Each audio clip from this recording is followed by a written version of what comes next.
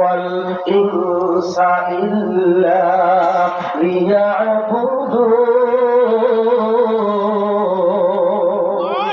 আল্লাহ সুবহানাহু ওয়া তাআলা বললেন আমি জিন এবং মানুষকে সৃষ্টি করেছি একটি উদ্দেশ্য একমাত্র আমার ইবাদত গোলামি দাসত্ব বন্দী করার জন্য। বলুন ঠিক কিনা?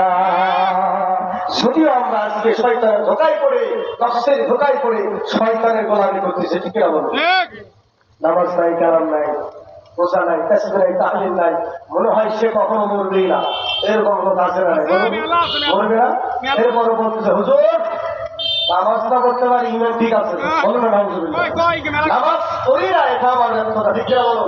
কিন্তু নামাজ করে কি হবে এরকম লোক আছে, নামাজ করে কি হলো, নামাজ করে সে বড় এই সব লোকের জন্য পাপ আরো বেশি হচ্ছে। কিভাবে কিভাবে নামাজটা করেছে ইমান ঠিক থাকতে পারে? আপনাদেরকে আমি একটা উদাহরণ দিয়ে যাচ্ছি। একজন চোর ছিল, কি ছিল বলুন? চোর একটা মুরগি চুরি করছে। কি করেছে বলুন? মুরগি। মুরগিটা চুরি করার পর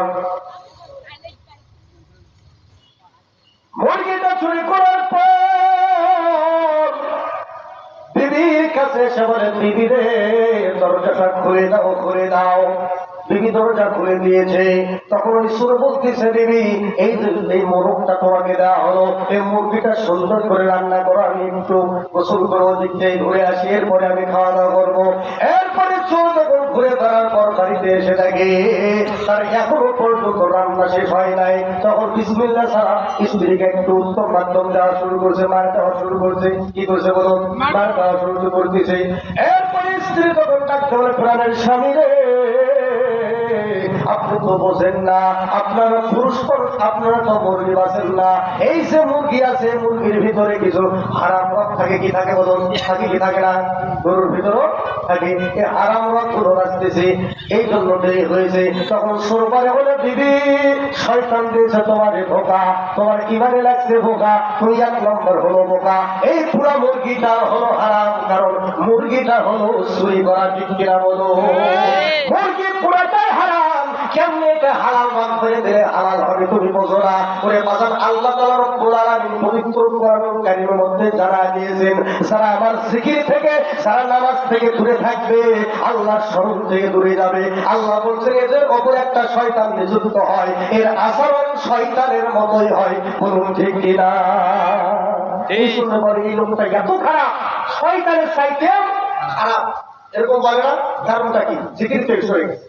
যদি কোনো বান্দা আজকে জিকির মানে কি স্মরণ করা, কি করা বলো? জিকির মানে শুধু হু হু হু না, হু হু হু বলো, বসেন বসেন পয়সা যান আই জ্বালানি, এগুলো বলা যাবে? যাবে না। জিকির মানে হলো স্মরণ করা। জিকির মানে হলো কি বলুন?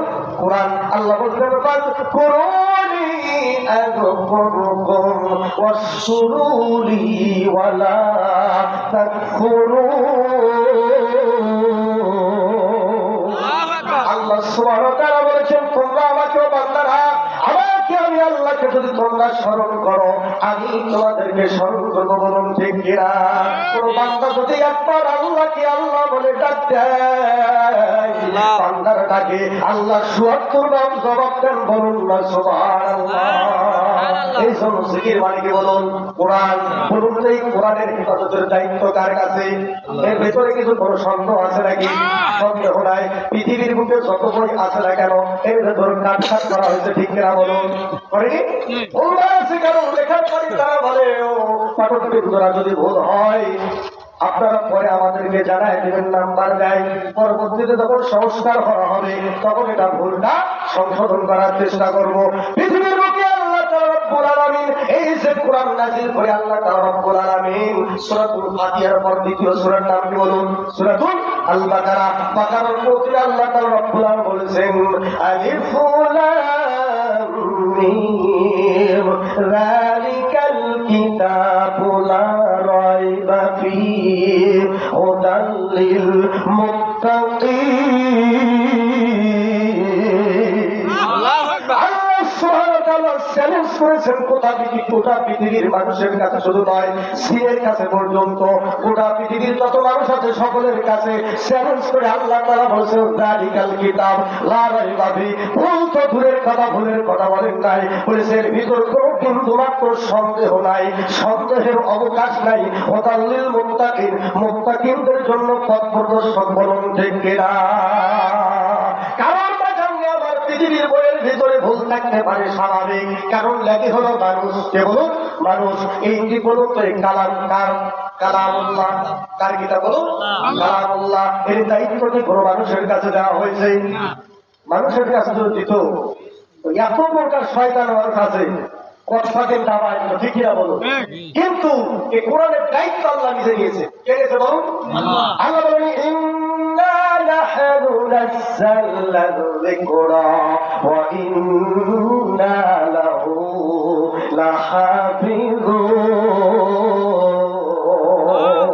আল্লাহ রাব্বুল আলামিন বলেন নিশ্চয় এই যে জিকির কোরআন আমি আল্লাহ তাআলা রাব্বুল আলামিন নাযিল করেছি, এই কোরআনের দায়িত্ব আমি আল্লাহ হেফাজতে নিজেই নিয়েছে, বলুন না সুবহানাল্লাহ। তাই বলে যদি আগুন লেগে ধ্বংস হয় এই পৃথিবীর সব বইয়ের দোকান, তবু বিশ্ব থেকে হারাবে না পবিত্র কোরআন, বলুন ঠিক কিনা?